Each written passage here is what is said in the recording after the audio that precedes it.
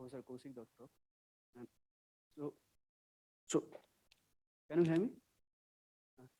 So this is the outline of my talk. First, I will talk about the what is the cosmological moduli problem if moduli field is there in our standard BBN theory, and next then I will talk about the what is the temperature correction term of the moduli potential, and then I will talk about the dynamics of this moduli field, and I will last talked about the effects of reheating on the moduli stabilization, and last I will conclude my talk.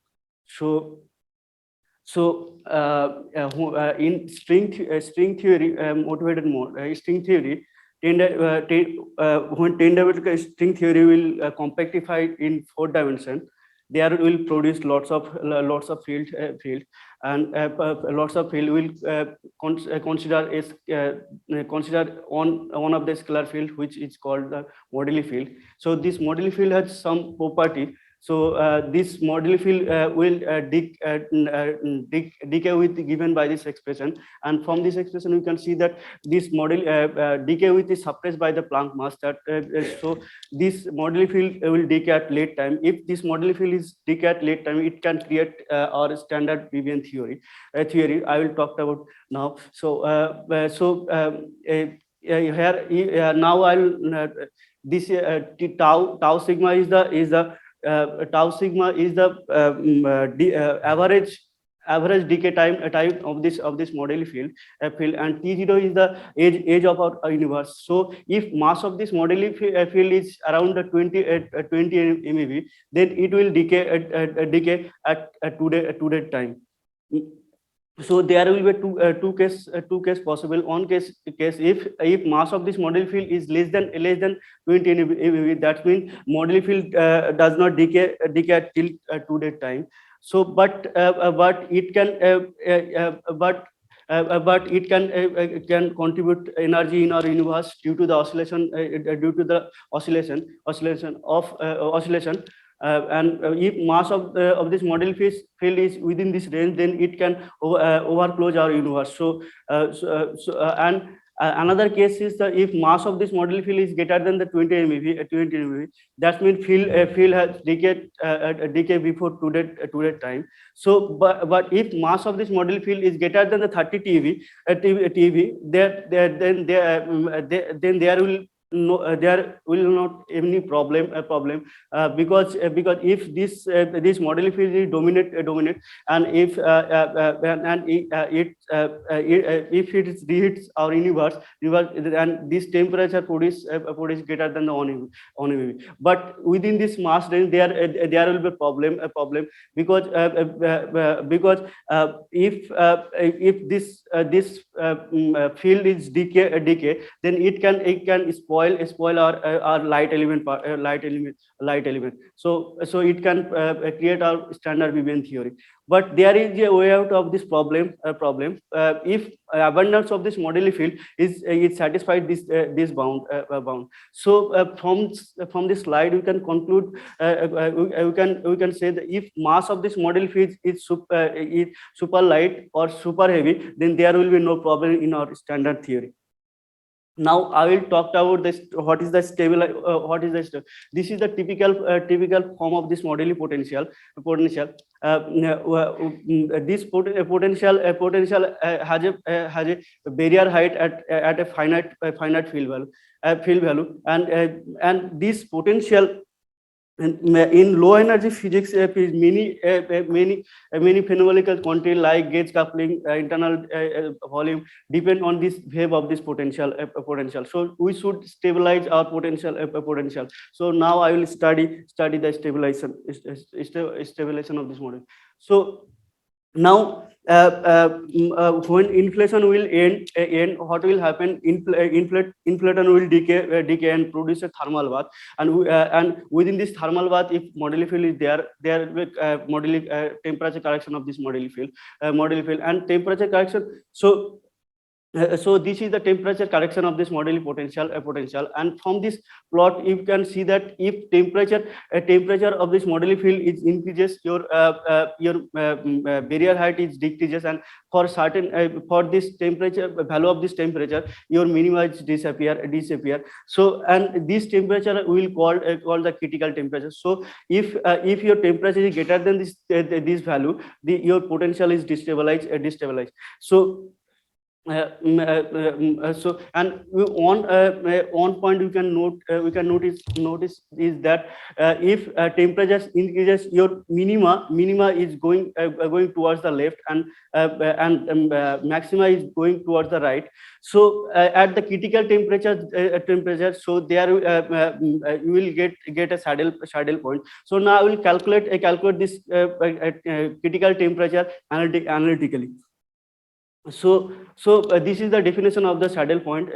If I and if I use this equation, we will get this equation, and from this two equation I will and divide this equation, we will get this equation. Now I will, if I solve this equation, and if I find this value of this critical field value and plug back in this equation, we can find the critical temperature. So now we will solve this equation. This is the tangential equation. I will solve this equation using the graphical method. So now I will plot these two function in same plot, and this is the interaction intersecting point, and this is the solution of this equation. And if I plug it back in, and we will get the critical temperature, and this value is pretty much close to which I have told before. Now, till now I have not incorporated the dynamics of this Moduli field. I have done this. I have studied the stabilization in non-dynamically. So now we'll incorporate the dynamics of the Moduli field, and what will happen I will show. So what I have done. So here you have considered a thermal. Initially there is a thermal bath, and within this thermal bath this Moduli field is there. So this is the dynamical equation of this Moduli field, and this is the evolution of the thermal bath, time evolution of this thermal bath, and this is the Friedman equation. Now I will solve this equation. I'll find what will happen in our condition. So now if you consider initial temperature is greater than the critical temperature, that means in non-dynamical approach this minima is disappear. That means your field is destabilized. So but what I am getting from dynamics. So if I so in this plot, this blue line is the instantaneous field field value of this Moduli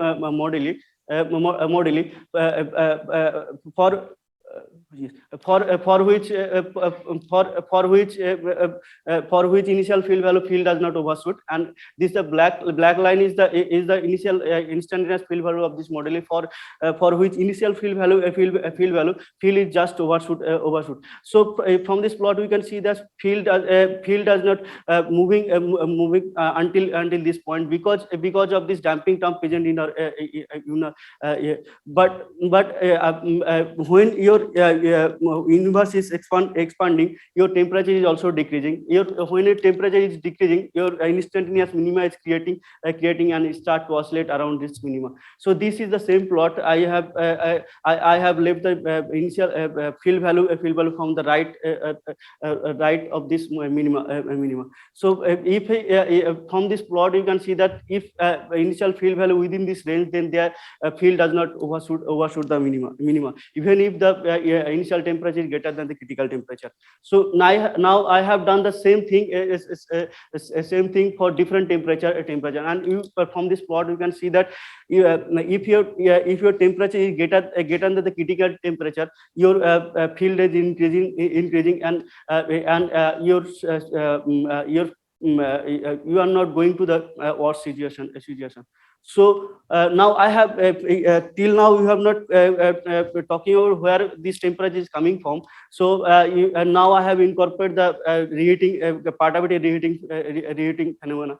Incorporate the part of it in these two equations, giving the part of it in, and others are same equation. Now if I solve this equation, if I here I have considered the maximum reheating temperature greater than critical temperature, then for this initial field is not overshoot the barrier height, and if you can see that this range is increases than the before, previous case, because because of the continuous reheating effect. Here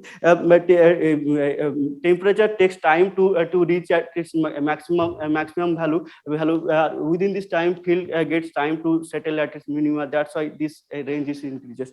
So now I will conclude my talk. What will if I in non-dynamical process there is some bound on the upper bound on the reheating temperature. But if I include the dynamics, then there is no such bound exist. And and we have also so that the your stabilization always depend on the initial field value of this Moduli field. And for more details, you can read this paper in detail. Let's thank you. Any question? Yeah.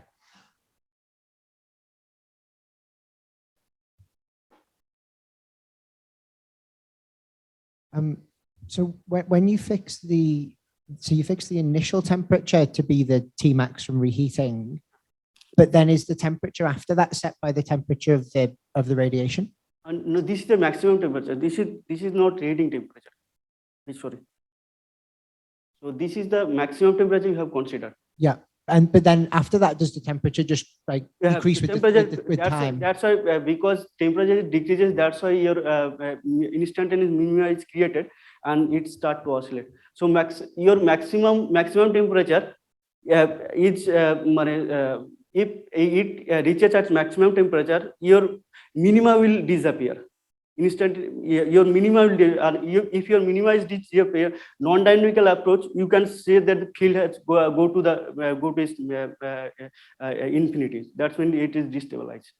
So, but dynamical approach, if you consider dynamical, then this is not going. And yeah, and in the dynamical approach, do you also account for when the modulus decays when you have the reheating? Does that increases the temperature again, Yes, right? yes. Okay, and you account for that. Yes. Good.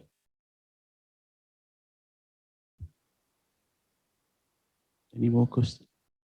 So I have a question. So in this analysis, you have assumed no early matter domination. No. Yeah. But if because people are talking about nowadays early matter domination before. No, I have considered only after reheating, after inflation, we have considered the reheating. Yeah, but if you put that in between, anybody has done any reanalysis? Okay. You have any idea? No. I have not checked. Okay, then it's okay. Okay. No, because your constant will change then, because Yes. you will get some epochs of matter domination. Okay. Okay, if there is no more question, let's thank Khursid.